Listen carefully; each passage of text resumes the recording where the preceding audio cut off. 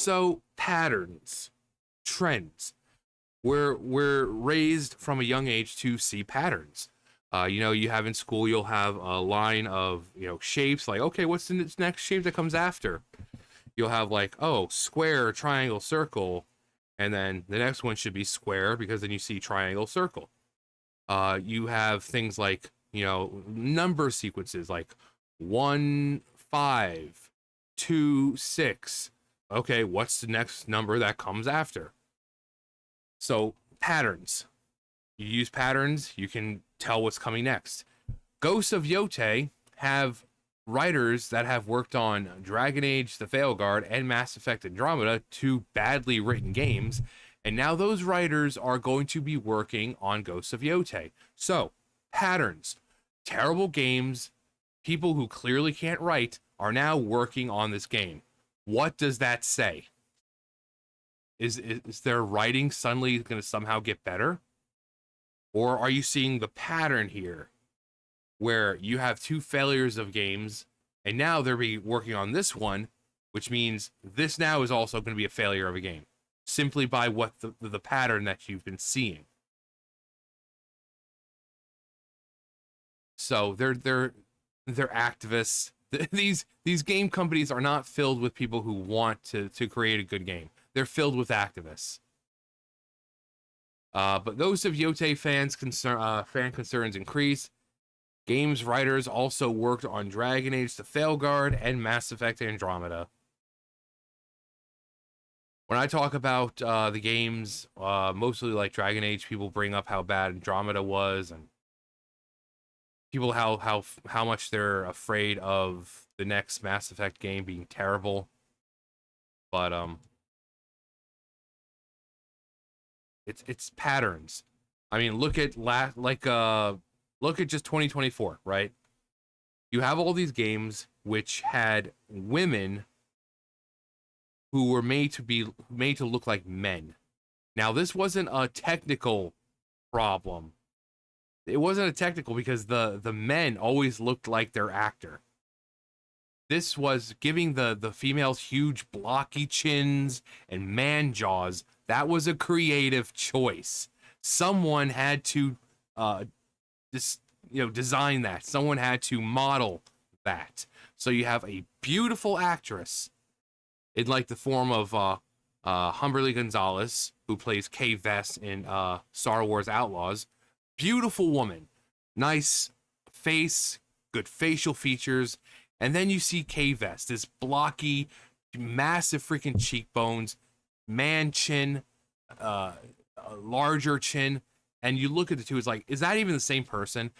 And that was a creative choice. Someone had to model it like that. They don't just snap their fingers and poof, the model appears. That was a creative choice. If the men are able to look like the men, clearly it's not a technical problem. It is a creative choice. And that is what people are tired of. People are tired of these freaking activists taking over video games or comics and then forcing their crap into these games or into the comics. So we have these two people, John Dunbrow and Courtney Woods, both of which worked on Dragon Age The Veilguard, are now working on Ghosts of Yotei. What does that mean for the story of Ghosts of Yotei?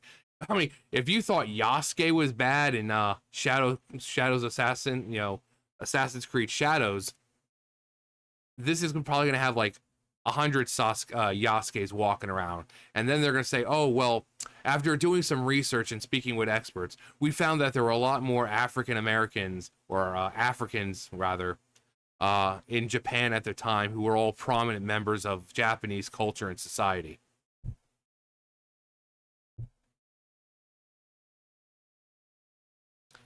Both of whom worked for Dragon Age The Veilguard, a game widely criticized for prioritizing identity politics over compelling storytelling. With this revelation, concerns the Ghosts of Yotei shaping up to be another woke disaster have only intensified. The controversy surrounding Ghosts of Yotei began with its very first trailer, when fans quickly realized that the game is instead of continuing the story of Jin Sakai, The beloved protagonist of Ghost of Tsushima, Sucker Punch had replaced him with a new, strong, powerful female named Atsu. This abrupt shift in focus immediately raised red flags for gamers, and that's another trend. If you have an IP or any kind of game where there's a previous game and the main character has always been a male, and then suddenly they're just female, that's another way, because I haven't seen a game that's come out so far that's like that, where it's actually succeeded. Now, people will say, oh, well, I enjoyed it. Okay, great, you enjoyed it. Was it a financial success? If the answer to that is no, then I guess it wasn't a good game, was it?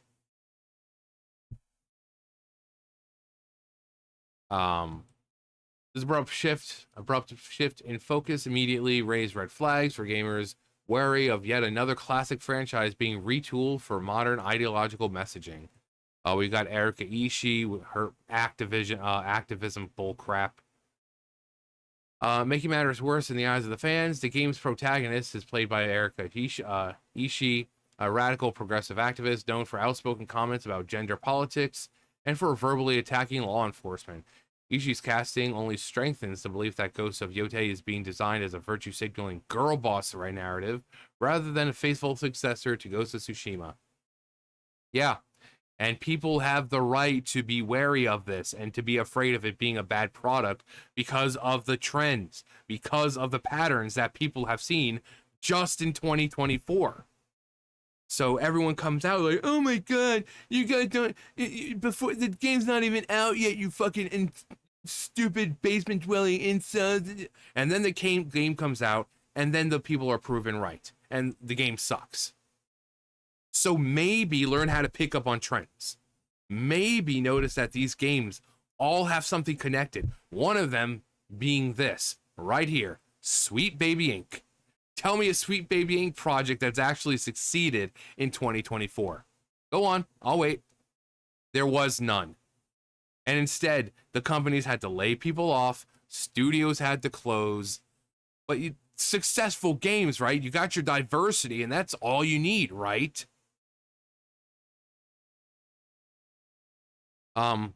Yeah, none of these games that have worked on by Sweet Baby Inc. have succeeded.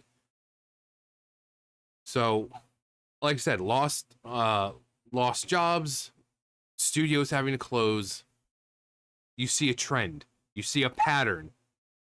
So when you see a game that says Sweet Baby Inc. on it, or a game that has certain things in it, like writers who worked on failed games, you see the trend, and you can pick up and say, yeah, this game's probably not going to be good.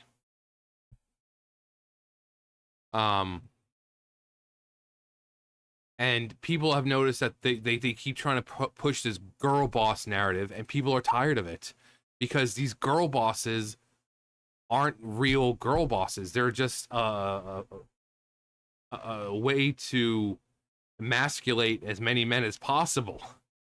It takes more than, to be a girl boss than just emasculating men. They think being badass is all it takes. No. It's, you can be badass, but also be vulnerable and be open. These people seem to think that being badass means, oh, that's all it is. You're just badass. You're emasculating men. You're putting them in their place, and you're not showing any feelings at it at all because men deserve it. That's not a girl boss. That's not a fucking girl boss.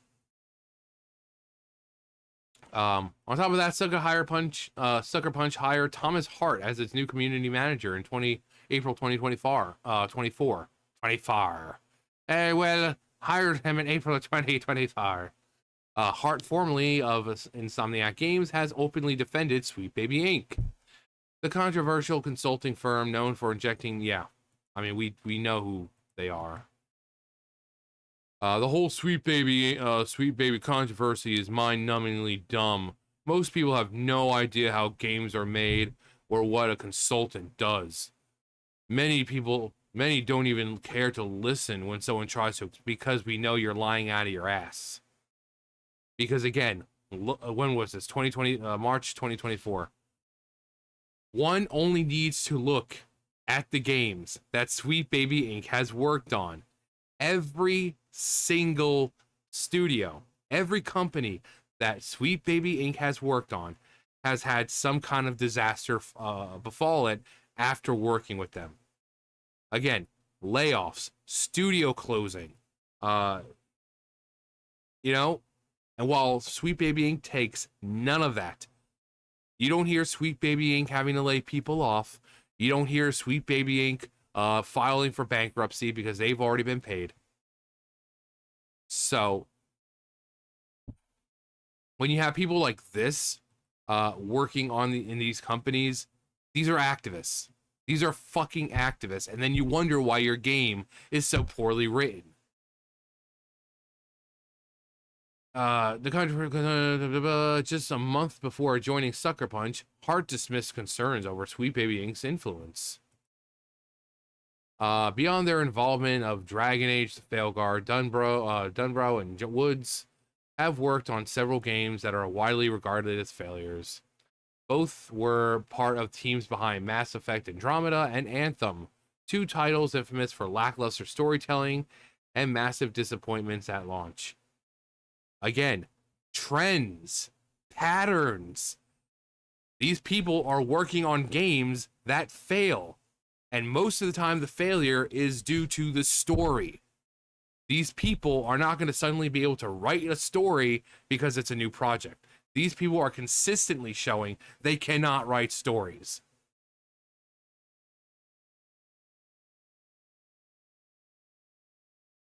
It's important to note that both Ghost of Yotei writers have some success under their belts. Wood's track record includes Star Wars, The Old Republic, and Dragon Age Inquisition. But yeah, I mean, I could say Russell T Davies, from Doctor Who. Yeah, did he have some amazing episodes as his, under his run with Doctor Who? Of course. But that was back then. This is now. People change, remember? That's what the left says. Oh, people change. People's ideas shift. Okay, so great. They had Old Republic and Inquisition. How long ago was Inquisition? There you go. Mass Effect 2 and 3, how long ago?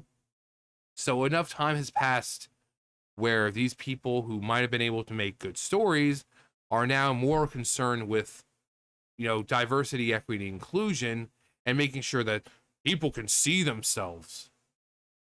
So yeah, great. They have some, good titles under their belt. So did Russell T Davies, and look what he's doing to Doctor Who. So it doesn't mean anything. Not anymore.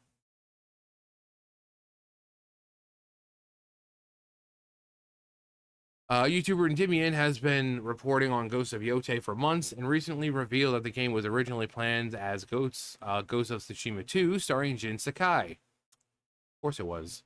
However, according to his source, Sucker Punch decided to pivot and replace Jin with Atsu, fundamentally altering the game's story and direction. As I was told before when I reported on Yotei last, the game was indeed supposed to be Ghost of Tsushima 2, with Jin Sakai as the main character. This has been confirmed to me by at least two sources, and I was told the skeleton of Tsushima 2 is largely being used to create Yotei into what it is now. Game's narrative was completely gutted to remove Jin Sakai as the protagonist and repurpose the game into a female-led story instead. The entire narrative was effectively gutted from what I'm being told and repurposed into the story about Atsu now. And you've seen it in the new trailer. The whole wandering Ronin being hunted by bounty hunters that's presented in Yotei. I'm assuming he was originally supposed to be Ronin hunting Jin Sakai as a ghost.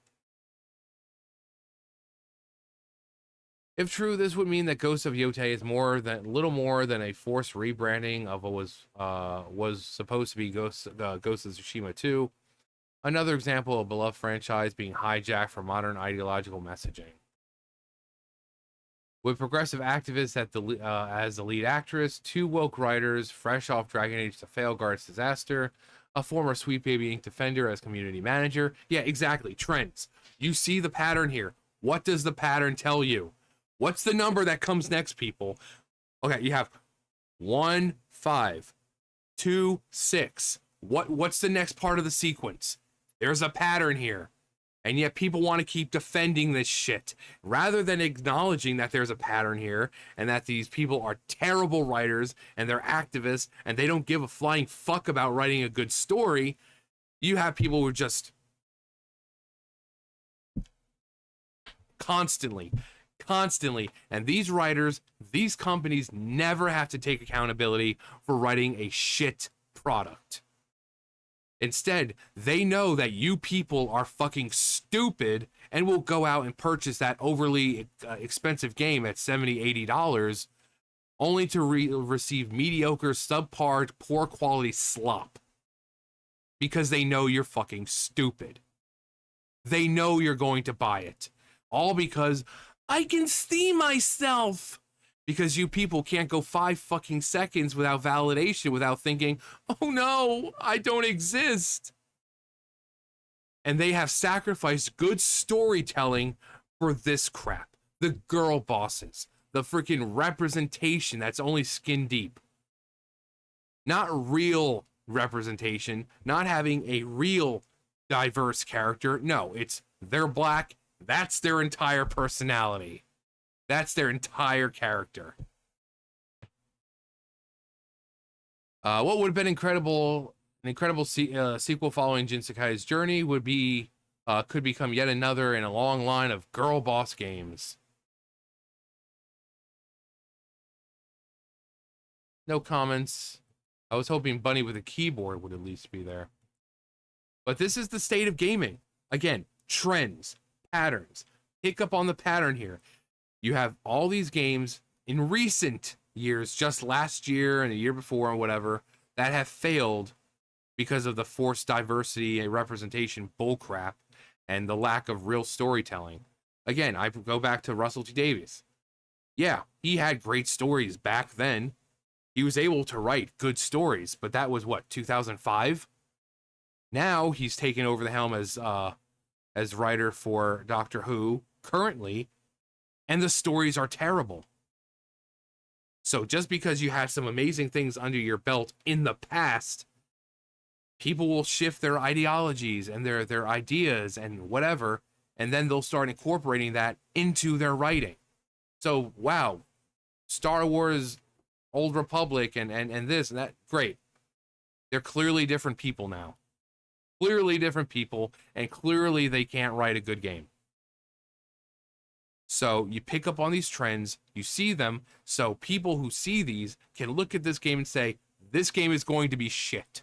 I don't need to play it in order to know it's going to be shit. And then everyone else will come out, well, how do you know? And then the game comes out, and what happens? We said the same thing about the Veilguard. We said the same thing. We said it was going to be crap. What happens? It comes out, and it was crap. Not because us saying it made it crap, because it was genuinely crap. The people who sat there and barked like seals and clapped and like, oh my god, they're giving us representation, played the game, and they're like, this game is crap. This isn't real representation. I don't feel connected to any of these characters. So, but sure, enjoy your crappy, mediocre, subpar, modern audience bull crap. See how far that gets you. All you're going to do is have people get laid off. So if you don't care about people losing their jobs, then by all means, keep allowing these companies to write subpar products and push out slop constantly, while simultaneously doing it because they know you're fucking stupid enough to keep buying it. But go ahead, keep doing it. Anyway, that's going to do it for me. You guys know the drill. I'll see you guys later. Bye, guys.